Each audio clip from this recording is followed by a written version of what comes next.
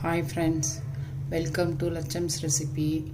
இன்றைக்கி நம்ம சேனலில் டமாட்டா பாத் தான் பண்ண போகிறோம். எப்படி செய்கிறதுன்னு பார்க்கலாம். அது கூடவே குக்கும்பரும் ஆனியன் வச்சு ரைத்தா பண்ணியிருக்கேன். இது கூட சேர்த்து சாப்பிடும்போது ரொம்ப எம்மியாக இருக்கும். இந்த சம்மருக்கும் ரொம்ப நல்லது. இந்த மாதிரி குக்கும்பர் ஆனியன் ரைத்தா பண்ணி கொடுத்தோம்னா குழந்தைங்களுக்கு. அதுக்கு தேவையான பொருட்கள் என்னென்னு பார்த்துடலாம். தேவையான பொருட்கள்: ஒரு ஸ்பூன் மிளகாய்த்தூள் வச்சுருக்கேன், ஒரு ஸ்பூன் தனியாத்தூள், அரை ஸ்பூன் கரம் மசாலா, ஒரு கப் அது போல் பட்டாணி, ஃப்ரெஷ் பட்டாணி, ஒரு கேரட் கட் பண்ணி வச்சுருக்கேன். தாளிக்கிறதுக்கு ஹோல் கரம் மசாலா பார்த்திங்கனாக்கா, ஏலக்காய், சாய் ஜீரா அரை ஸ்பூன் வச்சுருக்கேன், கல்பாசி, ஒரு ஸ்டார் அனீஸு, அதே போல் கிராம்பு, பட்டை, ஒரு பிரிஞ்சி இலையை 2 கட் பண்ணி வச்சுருக்கேன். இதுதான் தாளிக்கிறதுக்கு ஹோல் கரம் மசாலா எடுத்திருக்கேன். இப்போ பாருங்கள், இதில் ஒரு காஷ்மீரி சில்லி ஒரு குட்டி மிளகாலேருந்து பாதி வச்சுருக்கேன். கொஞ்சமாக புதினா இலை, 1 இன்ச்சு அளவுக்கு இஞ்சி எடுத்து கட் பண்ணி வச்சுருக்கேன். அதுமாரி இந்த அரை முந்திரி இருக்குல்ல, அதில் ஒரு 10 வச்சுருக்கேன். முழுசாக இருந்துச்சுன்னா நீங்கள் ஒரு 5-6 வச்சுக்கோங்க. 10 பூண்டு பல் வச்சுருக்கேன். 2 தக்காளி. இது எல்லாத்தையும் நல்லா அப்படியே பேஸ்ட்டாக க்ரீமியாக வர்ற மாதிரி தண்ணி ஊற்றாமல் அரைச்சி எடுத்துக்கணும் மிக்சியில். இப்போ சாதத்துக்கு தாளிக்கும் போது போடுறதுக்கு ஒரு பெரிய வெங்காயம் கட் பண்ணி வச்சுருக்கேன், ஒரே ஒரு தக்காளி, கொத்தமல்லி எல்லாம் கட் பண்ணி வச்சுருக்கேன். இப்போ மொத்தமாக நம்ம 3 தக்காளி தான் எடுத்துருக்கோம் தக்காளி பாத்துக்கு. இந்த கிளாஸால் 1 டம்ளர் ரைஸ் எடுத்து, நார்மல் ரைஸ் நம்ம சாப்பாட்டுக்கு வைப்போம்ல அந்த ரைஸ் தான் நான் எடுத்திருக்கேன். இதெல்லாம் 1 கிளாஸ் எடுத்து ஊற வச்சு வச்சுருக்கேன். குக்கர் சூடாயிடுச்சு. அதில் நான் சமையல் எண்ணெய் தான் சேர்த்துக்க போகிறேன். ஒரு 5 டேபிள் ஸ்பூன் அளவுக்கு சேர்த்துக்கோங்க. இல்லை உங்களுக்கு இன்னும் கொஞ்சம் எண்ணெய் வேணுனாலும் சேர்த்துக்கலாம். அது கூடவே 1 டீஸ்பூன் அளவுக்கு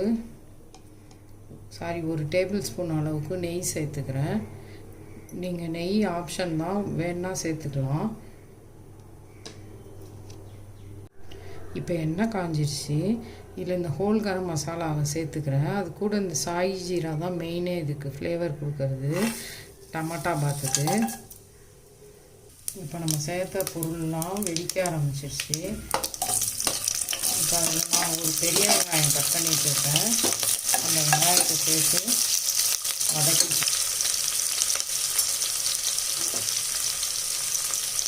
அதுக்குள்ளே இங்கே பாருங்கள், நம்ம எடுத்து வச்சுருக்கோம்ல ஒரு எல்லாத்தையும் மை போல் அப்படியே பேஸ்ட் பண்ணிடலாம் மிக்சியில்.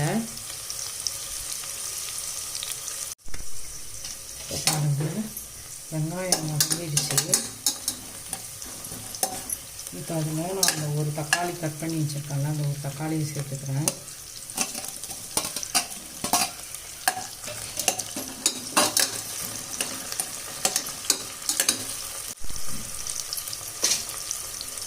இப்போ பாருங்கள், தக்காளி வெங்காயம் எல்லாம் நல்லா வதங்கிடுச்சு.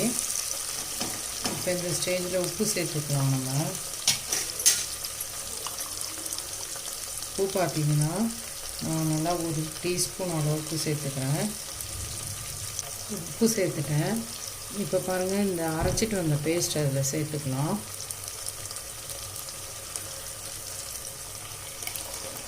தண்ணியே சேர்க்காமல் அந்த தக்காளி 2 இருக்குல்ல, அதோடைய தான் அந்த முந்திரி, ஒரு காஷ்மீரி சில்லி, பூண்டு, இஞ்சி எல்லாத்தையுமே அரைச்சிருக்கேன். தண்ணி சேர்க்காதீங்க. அப்படியே க்ரீமியாக அந்த பேஸ்ட்டை அரைச்சிட்டு வந்துட்டு அதில் சேர்த்துக்கலாம். இது வதங்கின பிறகு நம்ம கப்பு கழுவி ஊற்றிக்கலாம்.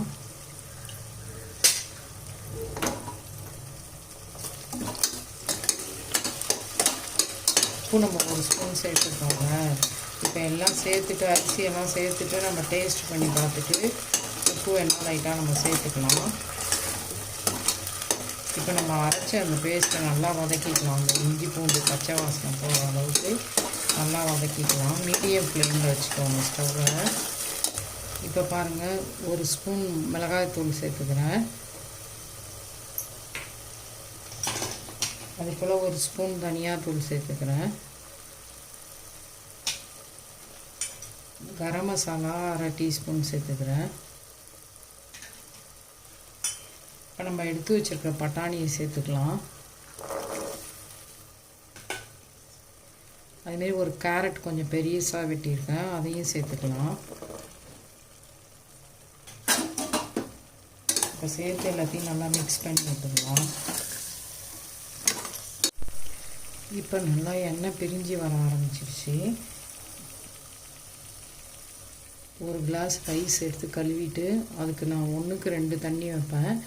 இப்போ நம்ம அது கூட இன்னொரு அரை கிளாஸ் தண்ணி சேர்த்து வச்சுருக்கேன். ஏன்னா நம்ம பட்டாணி கேரட்லாம் சேர்த்துருக்கோம்ல, அதனால் ஒரு அரை கிளாஸ் தண்ணி சேர்த்து வச்சுருக்கேன். ரெண்டாவது இந்த டமாட்டா பாத் ரொம்ப வரன்னு இல்லாமல் சாஃப்டாக இருந்தால் தான் நல்லாயிருக்கும்.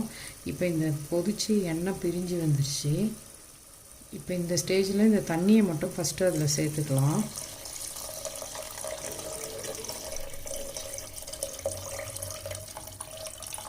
தண்ணி கொதிச்சதும் நம்ம அரிசியை சேர்த்துக்கலாம்.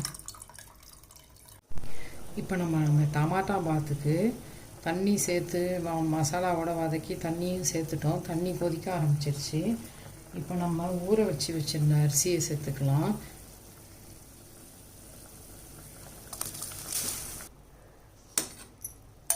இப்போ அரிசியை சேர்த்துக்கலாம்.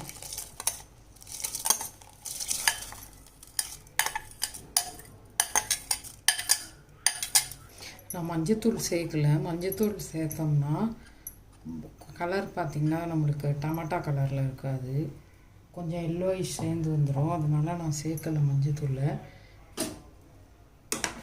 இப்போ கொதிச்சதில் இதுக்கு தண்ணி நான் அளவு சொன்னல அந்த மாதிரி வைங்க, சூப்பராக இருக்கும் டமாட்டா பாத்.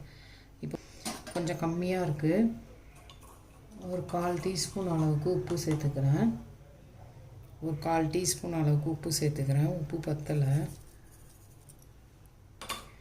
உப்பு சேர்த்தாச்சு.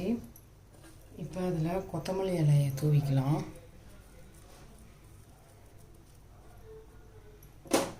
இப்போ குக்கரை மூடிடலாம்.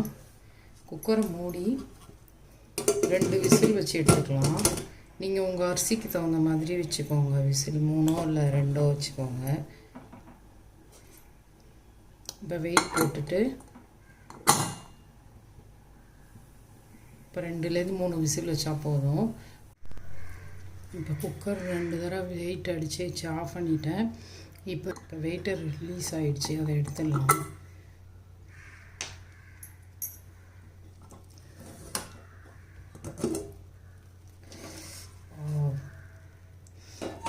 ரமண அப்படியே வாசனை செமையாக தூக்குது இந்த டமாட்டா பாத். இந்த மாதிரி ரைஸ் இப்போ கேஸ் நமக்கு தட்டுப்பாடாக இருக்கிறதுக்கு 1 பாட் ரைஸாக நம்ம செஞ்சு கொடுக்கலாம். பிள்ளைங்களுக்கு, வீட்டில் ஆஃபீஸ் போகிறவங்க எல்லாருக்குமே இதை லஞ்ச் பாக்ஸாக கட்டி கொடுக்கலாம். செம்ம ஹெல்த்தியாக செஞ்சுருக்கோம். நம்ம வெறுமனே தக்காளி சாதம் மாதிரி செய்யாமல் மிஸ் பண்ணாமல் இந்த மாதிரி டமாட்டா பாத் செஞ்சு பாருங்கள். சாதம் பார்த்திங்களா எப்படி இருக்குன்னு. அப்படி தூக்கி விட்டுட்டோன்னு வச்சுங்க, சூப்பராக இருக்கும் சாதம் டமாட்டா பாத். பிள்ளைங்களுக்கு இது மாதிரி நீங்கள் இப்போ லீவில் வீட்டில் இருப்பாங்கள்ல, இந்த மாதிரி கேஸை நம்ம மிச்சப்படுத்தணுன்னா இந்த மாதிரி 1 பாட் ரெசிப்பியாக நம்ம இந்த மாதிரி ஹெல்த்தியாக செஞ்சு கொடுத்தோம்னா இதுக்கு தொட்டுக்க கூட எதுவும் செஞ்சு தர தேவையில்லை. வெறுமனே ஆனியன் ரைத்தா அந்த மாதிரி குக்கும்பர் ரைத்தா அந்த மாதிரி செஞ்சு கொடுத்துட்டோன்னா சூப்பராக வச்சு சாப்பிட்டு உங்களுக்கு எம்மி மம்மி அப்படி சொல்லுவாங்க. அந்த அளவுக்கு டேஸ்ட்டாக இருக்கும். மிஸ் பண்ணாமல் செஞ்சு பாருங்கள் டமாட்டா பாத். இது மாதிரி ரொம்ப அமுக்கி கலராமல் இந்த மாதிரி லைட்டாக அப்படி எடுத்து இப்படி கலர்னிங்கன்னா போதும். இப்போ பட்டாணி கேரட்லாம் மேலே இருந்தது எல்லா சாதத்தோடையும் மிக்ஸ் ஆகிடுச்சு. இப்படியே சுட சுட நீங்கள் சர்வ் பண்ணி கொடுத்தீங்கன்னா குழந்தைங்க சூப்பர் எம்மின்னு சொல்லி சாப்பிட்ருவாங்க செம்மையாக. இப்போ கேஸை மிச்சப்படுத்துறதுக்கு நம்ம இந்த மாதிரி தான் செஞ்சாகணும். இப்போ பாருங்கள் சாதத்தை நல்லா கலரியாச்சு, சூப்பராக வந்திருக்கு டமாட்டா பாத்து. இப்போ பாருங்கள் சூப்பரான சுவையில் டமாட்டா பாத் ரெடி ஆகிடுச்சு. இந்த மாதிரி பிள்ளைங்களுக்கு செஞ்சு கொடுத்தீங்கன்னா பிள்ளைங்க வாவ் சூப்பர் அப்படி சொல்லுவாங்க.